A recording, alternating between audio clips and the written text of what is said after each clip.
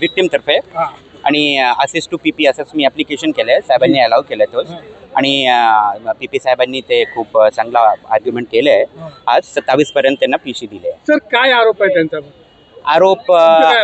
आरोप म्हणजे असं FIRचं जे पॉस्कोचा कायदा लावला आहे आणि BNS मध्ये जे नवीन कायदा आहे ना तोच लावला आहे. त्याच्यामध्ये आता मॅटर अंडर इन्व्हेस्टिगेशन आहे. इन्व्हेस्टिगेशन नंतर काय ते होतं मी तुम्हाला नक्की थोडक्यात काय प्रकार घडला होता?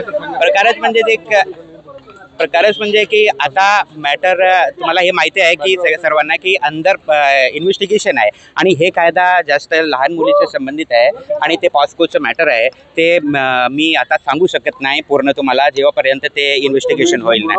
म्हणजे मी आज विक्टीमसाठी अपेअर केलं. मी वकीलपत्र कोणी घेतलं होतं का? कुणी काही त्याच्याबद्दल नाही एक मॅडम होती कोर्टासमोर पण त्यांचे नाव काय आहे त्यांची काय परिस्थिती आहे मी सांगू शकत नाही आता. तुमचं नाव काय? माझे आडनाव पांडे, ॲडव्होकेट MD पांडे.